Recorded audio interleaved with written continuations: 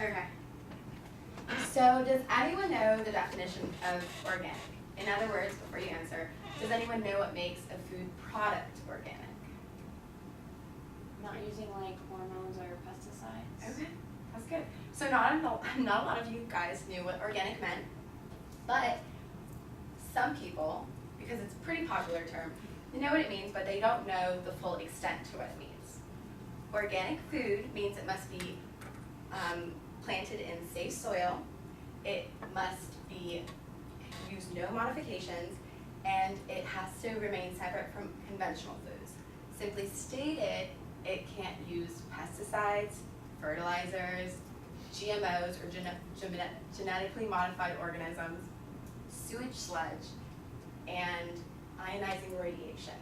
Animals who produce eggs, meat, poultry, and other dairy products can't be given antibiotics or growth hormones. So I know that's a lot to digest, but it's the way organic food is made. It's simple. None of that is included, and that's how it is made. Organic food is better for your bodies, and that's because it doesn't include all that. Most of the food we consume today contains a lot of that, and we don't even know it. In this day and age when we have information at our fingertips, we're not aware of this kind of stuff, and we're not, shown it, because only one person out of everyone in the class knew what organic meant. We're not really informed. So that's the problem with organic versus inorganic foods, because a lot of the times what happens when we go to the grocery store and we're trying to decide between what's organic and what's inorganic is we look at the price tag. And today I found through my research that the biggest downside to buying organic food is that it's so much more expensive than conventional food. So the reason it's so much more expensive than conventional food is because of the way it's farmed. Tiffany probably knows because she's an FFA. But it's used without the modifications, and using modifications makes the process faster, more efficient, and more abundant. And for our growing world, that's what we need, and it's necessary. But here's the problem. We don't know what those chemicals or modifications do to our body, and that's scary. Recent research recently showed that red meats were classified as a probable human carcinogen, which, sorry to all you red meat lovers, but that means if you consume it on a weekly basis, that it increases the likelihood of cancer. Just like Martin says, cancer, we don't know the causes and we don't know the cure, and to not know the effect our food has on our own bodies is really scary. So I found this video a while back on Facebook, and it was just really interesting because I really wasn't aware myself of what was happening with our food and what the difference between inorganic was and organic was. So here is to show you that. Most of what is grown today is treated with pesticides. That's not so healthy for the environment, but does it really affect us? Meet the Palmbo family. They don't eat organic food. Det kostar mer än vanlig mat. Det blir en stor skillnad när man är många i en familj. But for the next 2 weeks, the Palmbos are going to eat only organic. Before they begin, urine samples are taken from each of the family members.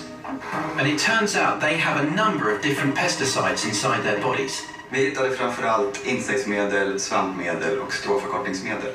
Vi äter insektsmedel. Ja, äckligt. Ja. So, everything in the kitchen is replaced, and they begin eating only organic.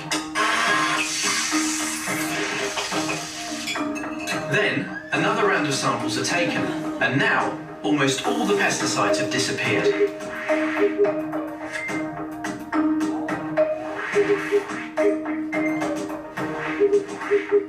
Vi vet ju väldigt lite om långtidseffekter av att äta mat som har besprutats.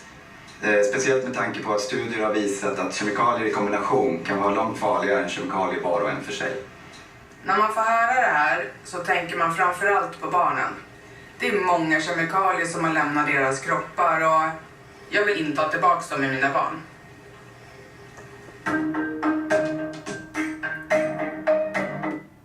Okay, so as you can tell, that obviously did not take place in America. And another thing you saw in the video was, did you see when they replaced like everything in the kitchen? It was pretty much a kitchen makeover, and they had to replace everything that was inorganic. And for a family of 5, like that family, that's a lot of money, and that's expensive. And to do that on a daily basis, it can be a lot of money. So I come from a family of 5, and when I go home on the weekends or I go home for a holiday, I pretty much eat whatever my family's eating. And it's hard because, you know, there's so many different variables, and there's events to go to, and your mom is cooking, and your siblings are picky, and, you know, sometimes the budget doesn't allow for that. So it's hard, you know.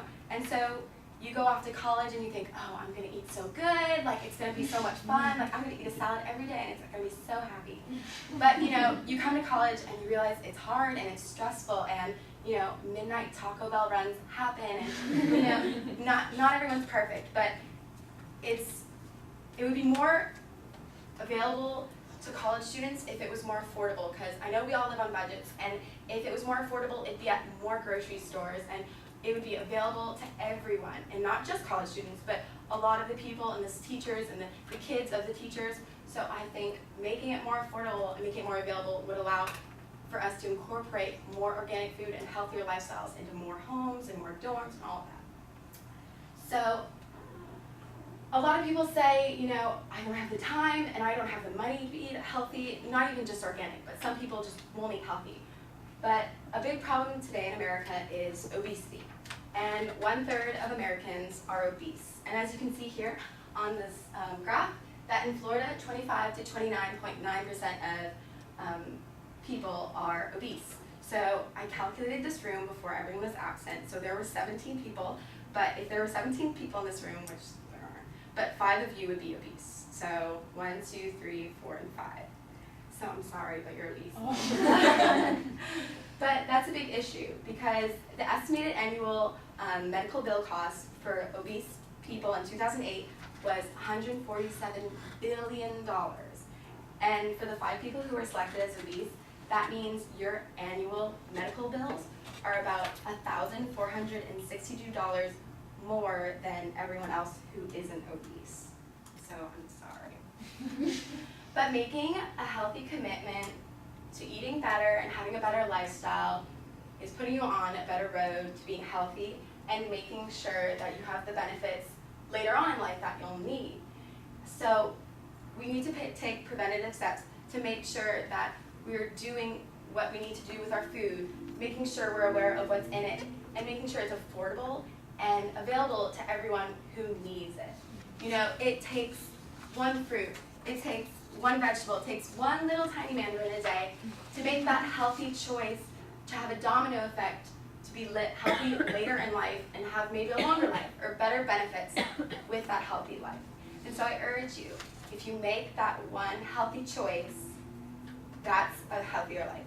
So if we make organic food affordable today, that should be our nation's goal. But if we make everyone healthier tomorrow, that should be our reality. And so, leading you off, if you take care of your body, it will take care of you.